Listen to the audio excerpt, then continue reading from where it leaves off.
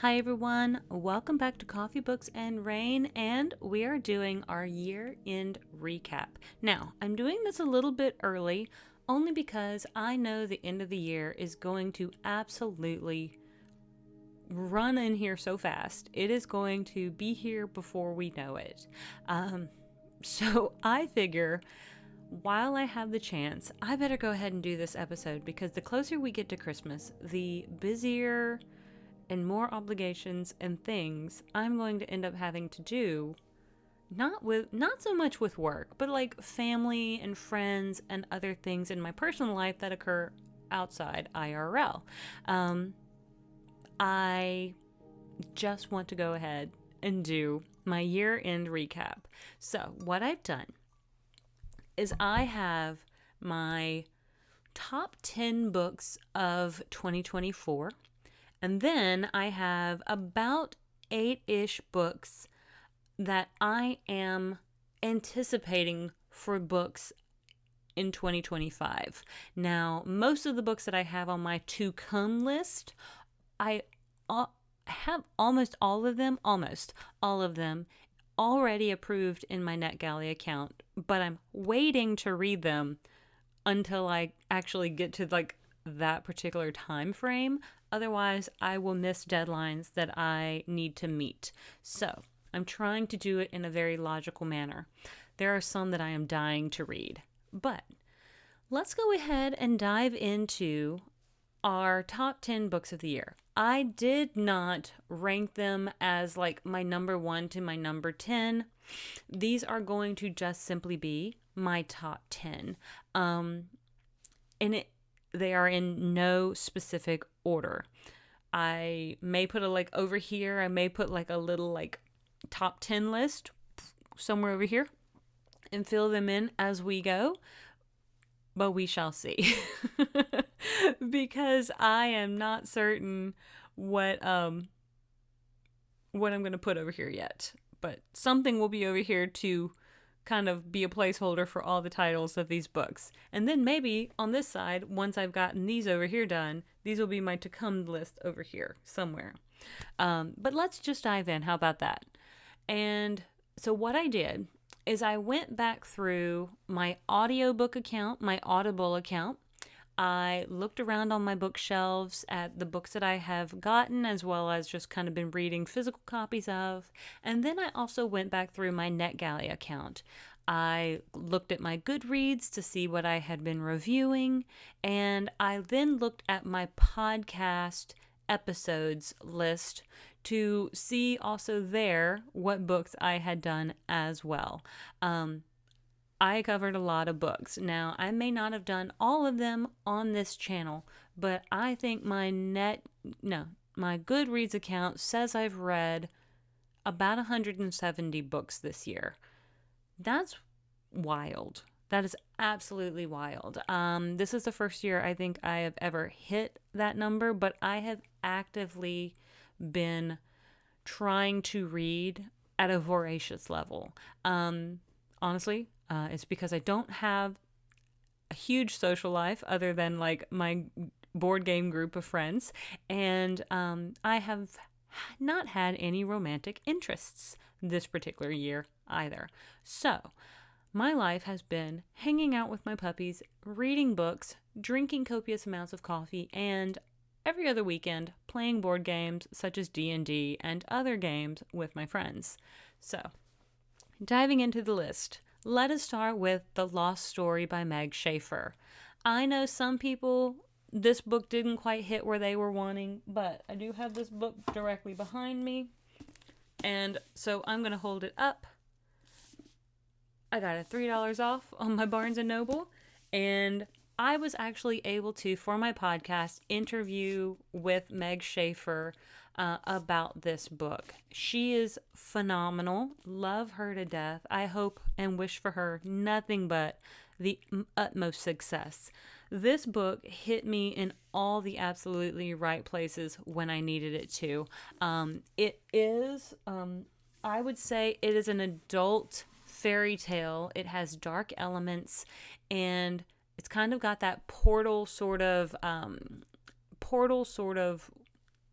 world travel. So you go from kind of like our in real life world to another world through kind of a portaling sort of system, kind of like Narnia, and you end up in this other world. And there is lots of heart and emotion in this book. There are unicorns. There's a couple of mental issues we've got to overcome. And overall, just, I thought it was brilliant. Again, hit me in all the fantastic spaces that I needed for it to, and I cannot recommend it enough. The second book I have on my list is one I just recently did. It's called Darkly by Marisha Pessel. And I included this because I've already, not only because of the episode that I did and just kind of gushed about it, have gushed about it to several of my friends as well, and bought it as a gift for someone for Christmas, to give them as kind of like a stocking stuffer. Now, the reason being is because I think, again, it hit me in the right way at the right time. I love the combination of Charlie and the Chocolate Factory meets Dark and Twisted. And maybe you already think Charlie and the Chocolate Factory is a little dark and twisted because of maybe the Tim Burton version or maybe the Gene Wilder version. However, I would even say this is a bit darker than that with regards to the atmosphere and the settings in general. And I really enjoyed the mystery and the way it wove together. So, highly recommend Darkly by Marisha Pessel as well. Third on the list, and again, in no particular order, just third on my handwritten list, is The Tainted Cup by Robert Jackson Bennett. And this book is still getting really phenomenal reviews on Goodreads. I am so glad because I think this book came out of like nowhere for me. I didn't really know much about it, but I saw the cover, thought it looked cool, saw the title, was like, okay. And then I read it and I loved it. I loved the way the story wove together. It's a little bit of mystery, it's a little bit of fantasy. There is some thriller in there. There is this investigator who is brilliant, and there is her assistant who's Dinios, and he's kind of got to wander around. It's very Sherlock Holmes and Watson-esque because Anna would be the Sherlock who does all these very kind of wild sort of things.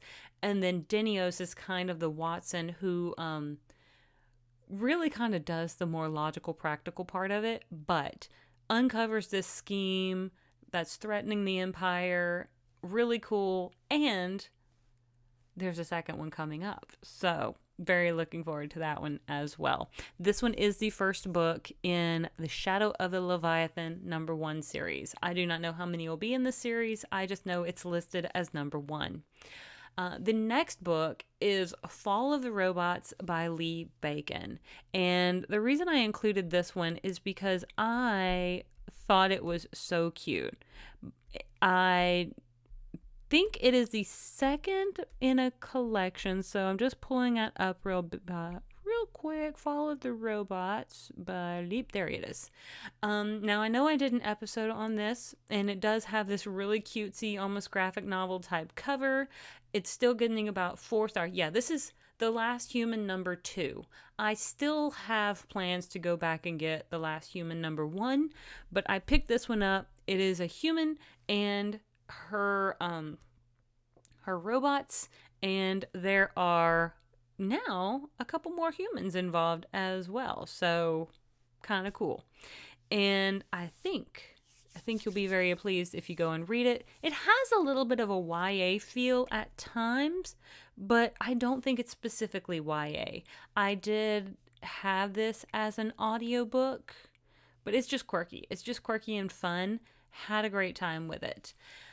My next book is also a kind of a robot book. There's kind of a theme, but it's not intentional. And it's called Service Model by Adrian Tchaikovsky. Now, whereas Fall of the Robots by Lee Bacon had a little bit more humor, Service Model by Adrian Tchaikovsky is probably a little bit darker, almost a little bit Wizard of Oz-esque when it comes to the robot's journey. There is a robot who, I don't want to say becomes sentient because he doesn't, but he kind of becomes aware more so than he should about some situations in his house. His human has perished, and accident or not, we don't know because I'm not trying to give spoilers. He now has to find a new place in the world. Well, here's the bad thing. There's not a lot of humans left who need a butler robot. And that's his primary function, is that he is more of a butler type of robot. So he is going around where the world is more or less automated and animated, and he is looking for someone he can provide service to. However, there's not a lot of people left to service. And I think that's where that Wizard of Oz-esque comes, like, kind of theming comes from, is he is on a journey. There is a place he's trying to get. Is there an Emerald City? Well, there isn't a destination he thinks if he gets to, it will help him answer his questions.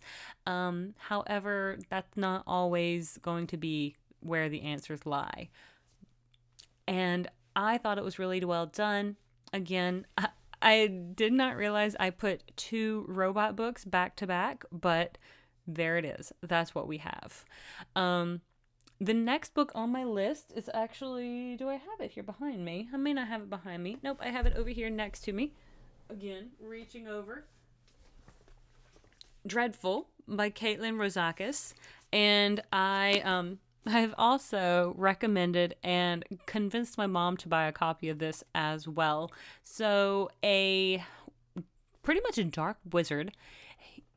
You wake up after he wakes up and something has gone completely wrong, and his personality is completely changed from what it was. And so now he has to figure out, okay, what was I doing?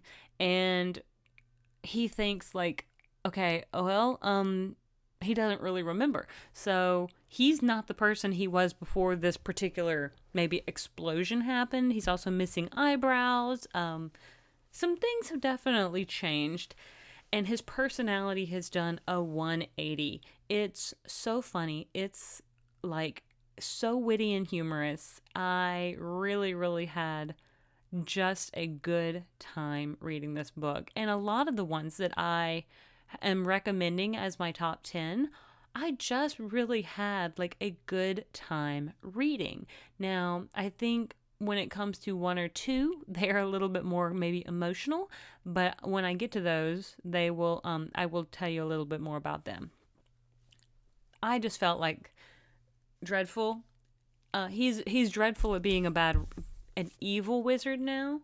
I will say it's bad enough waking up in a half-destroyed evil wizard workshop with no eyebrows, no memories, and no idea how long you have before the dread Lord whomever shows up to murder you horribly, and then turn your skull into a goblet or something. It's a lot worse when you realize that dread Lord whoever is you. So, he doesn't even identify with that person anymore. That part of his brain is gone.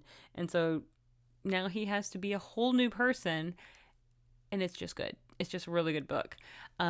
Next is probably, I got to do an author interview with Sarah Marie Page and for her book, Illusion of Stars. And that's what the next book on my list is going to be, Illusion of Stars. Is if you like fantasy books with a lot of heart and you really enjoy main female characters who are strong and determined, with great storylines, great character building, and gosh, it pulls at your heartstrings. It makes you root for her in a lot of different ways, like the main character. But not only that, the author is phenomenal. She's a phenomenal, just like person to talk to. So if you go listen to our podcast, Books Are Magical, you'll be able to find that author interview there as well. And I want to say most of these, if they're not on my YouTube channel, they have podcast episodes as well, because I'm certain I talked about them somewhere. But Illusion of Stars was one of my more favorite, I would call, fantasy reads of the year. There's some magic involved. There is a little bit of love interest involved. I would say I like the fact that the love interest was really well done, not too spicy, not too, a little bit enemies to lovers. Got that close proximity, maybe not so much one bed situation. Like, there's a lot of different tropes, and I feel like Sarah Marie Page skirted them very nicely and kind of did the ones she used in an appropriate way. So that is one that I am going to add to my kind of my fantasy read lists, kind of fantasy romantasy read list. And I think more people need to read it, which is why I wanted to include it on my list. I think this is one that, because it's an indie author, should be talked about more. So, Illusion of Stars by Sarah Marie Page. Next is A Sorceress Comes to Call by T. Kingfisher. Sorceress Comes to Call is kind of it's a kind of a reimagining, retelling, I think, of Goose Girl, which is a Grimm's brother, I think, fairy tale. However, the way T. Kingfisher has been able to tell us almost a brand new story and make it feel so unique and so phenomenal, I just absolutely round of applause. I have fallen in love with the way T. Kingfisher writes, from their horror to their dark fairy tales. Almost everything that I pick up and put in my hands, I have loved by that writer. And I'm very happy to say I do have a book of theirs also coming out to come fairly soon next year, and it may be April or May, but I already got it approved actually as of yesterday. So when I was making my list, I had it in quotes as pending approval, but I just got it approved yesterday, so cha-ching on that one. Very excited. And Sorceress Comes to Call is about a girl who's pretty much living under her mother's thumb. Her mother is a sorceress who really abuses her power, especially when it comes to her daughter, making her be obedient and forcing her to fit into this mold. Her mother really, really treats her poorly. And so it isn't until her mother has machinations of wanting to remarry and marry like this duke or this like village lord perhaps, that the daughter finally gets an ally in the man's sister, and they're finally able to start figuring out a way to defeat this evil sorceress. And so A Sorceress Comes to Call had to make it to my list. Next is Somewhere Beyond the Sea by T.J. Klune. That book is also over on my shelf, but that was actually a little too far for me to just grab. Again, another book that I have a physical copy of, because most of these books on this list, if I don't have a copy of them now, I plan to get a copy in the very near future, or I have already maybe ordered copies and they just haven't made it to me. So here's two of them. Well, that's actually in the Lives of Puppets as well. But then Dreadful, Somewhere Beyond the Sea. I've got a T. Kingfisher book or two over here behind me as well. But next is Somewhere Beyond the Sea, which is the sequel to Beyond the Cerulean Sea. And yeah. Sorry, I was blanking because I was going to say The House on the Cerulean Sea, not Beyond the Cerulean Sea. So this is the first one, and Somewhere Beyond the Sea, because that's where I keep getting mixed up, is the sequel to this one. And this one was phenomenal. The sequel, I think, is on par. It is the follow-up story-wise. They to Arthur and Linus's kind of journey of having their family, this found family with the kids in the orphanage, and being able to, well, and I wouldn't even say it's an orphanage anymore, because truly they want to adopt these kids and have them as their own. But I loved every minute of it. It is so heartwarming, heart-wrenching. We do get a new character a couple new characters, but one new character specifically is a Yeti, and they are phenomenal and sassy and flamboyant in all the best ways.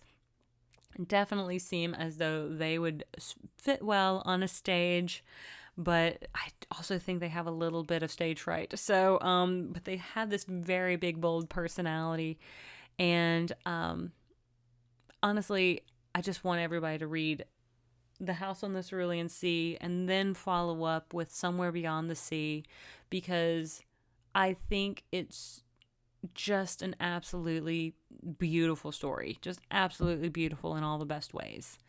And then, finally, we reach number 10 on this list, which is Wind and Truth by Brandon Sanderson.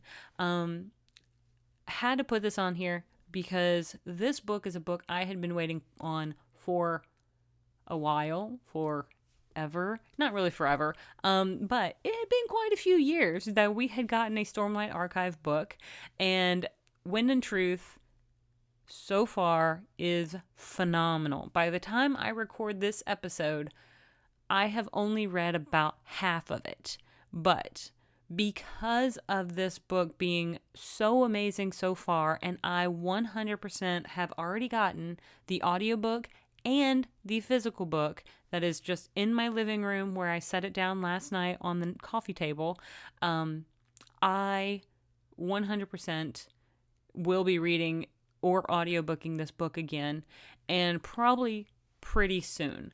I love high fantasy. I love the world that Brandon Sanderson has created, and I feel as though this is like, for some people, their high fantasy series is like the Wheel of Time series or the Lord of the Rings series or what have you.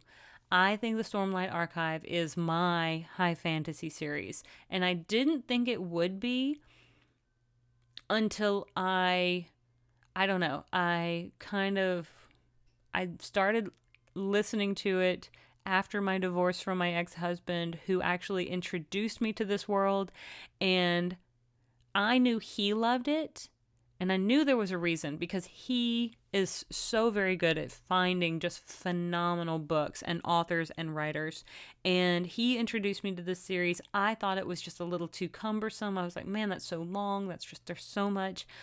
But once I actually dove into the series, I found that I wanted to drown in it. I wanted to just let it sweep me away and be part of the Cosmere, and the more I read, the more I remember these characters, the things they've gone through, and want to know more about the things that they are working through and all of that sort of stuff. So, again, I'm only about halfway done, and I can't wait to see where the remaining books of this series go, but I think it's going to be a wild ride.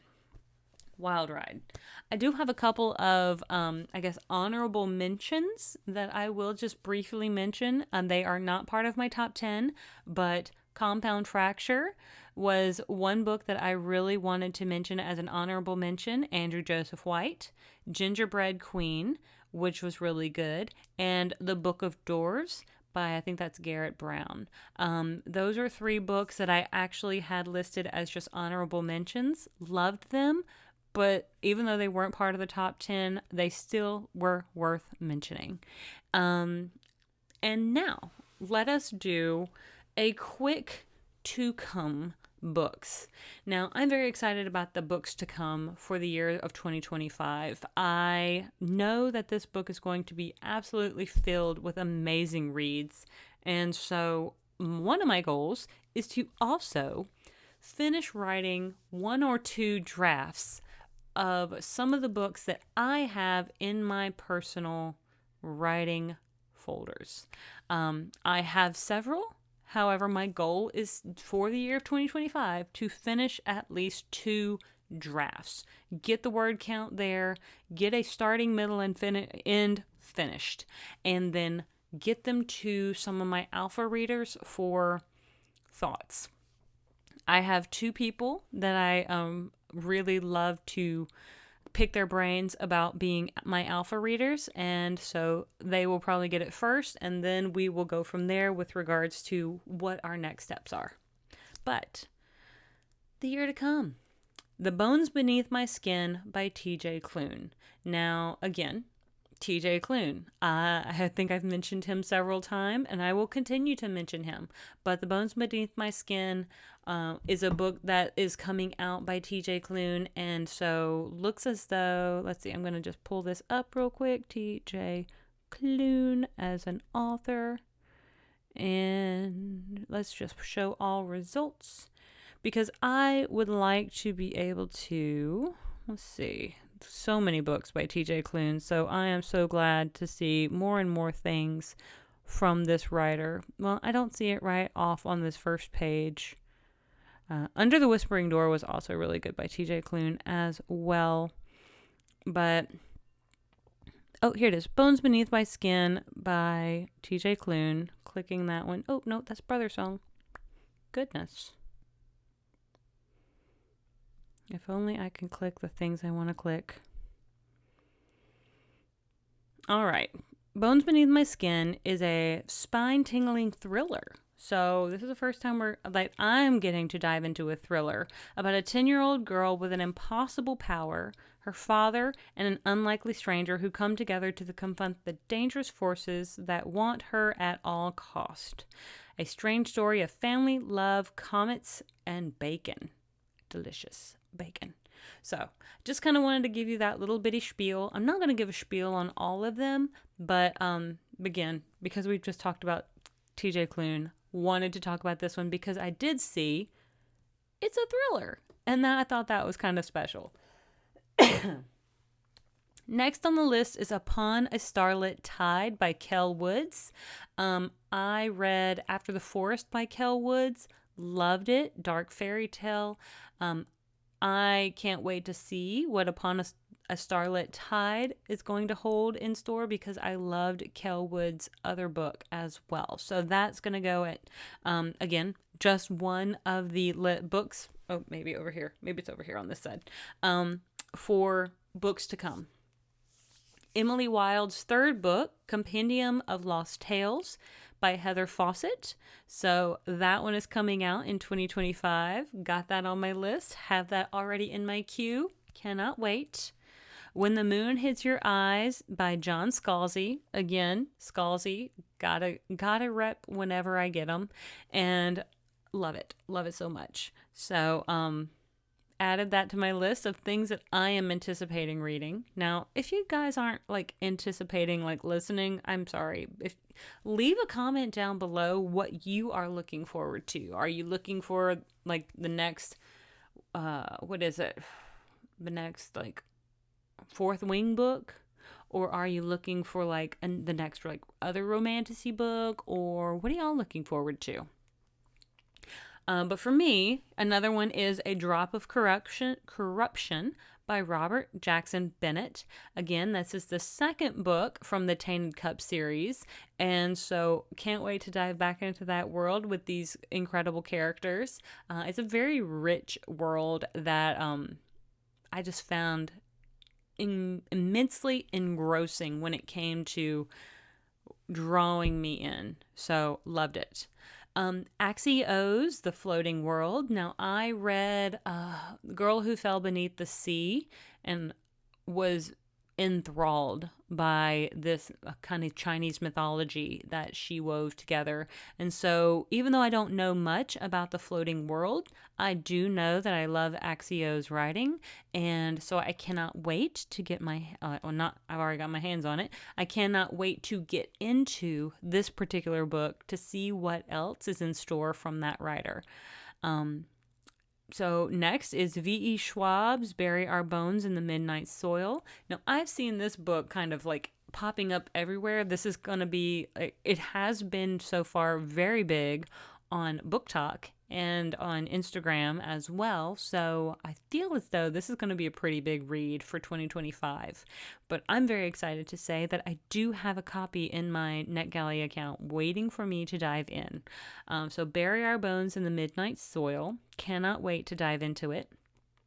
Sword Heart by T. Kingfisher. Again, T. Kingfisher, again, one of those writers that I eagerly and actively seek out, the same way I do with Scalzi and Clune, is I specifically type in their names sometimes into NetGalley because I want to review them. I want to consume their works.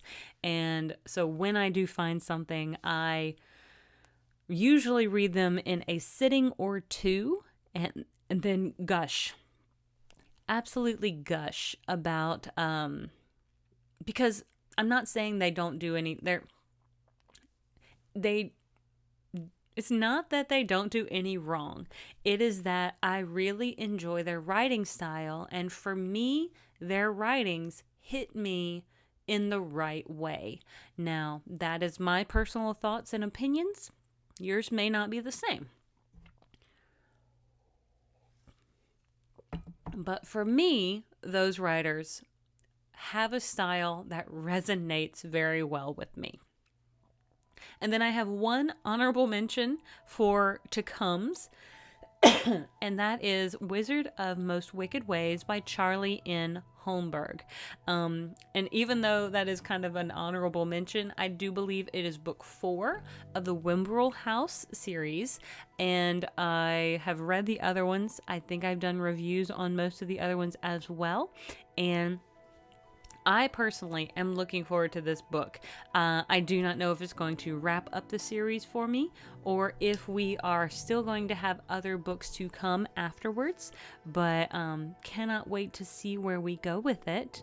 And I do love Charlie N. Holmberg as well. I want to say, starting with her Paper Magician series and all the way up through even her one-offs or her duologies, I have really loved her various writing styles. Some have been unique, some have been a little strange, but I still, when I have the opportunity to pick up one of her books, usually find a lot of enjoyments in her works as well. So, with all of that being said, I think I have pretty much covered my top 10 of books that I have loved in 2024, and about my top 8-ish of books that I am looking forward to as of right now. And so, hopefully that gives you a little bit of a good recap and kind of sneak peek at what's to come. Now, the ones coming in 2025 will be scattered from January through May. As of right now, I think I only have books right now through May or June. So we may possibly get some other really fantastic works, and I expect that we will, because authors are phenomenal. And the turn of phrase that people are able to do with the same 26 letters is absolutely magical. But until next time, and until next year, which is probably a few hours away, I hope that you have the most amazing and magical time. I hope your world is better. I hope it's better because you're in it, but I know my world is better because all of you are in it. And I want to thank you for being here. I hope you'll like and subscribe, and I hope that I will see you on the next page. Have a great one.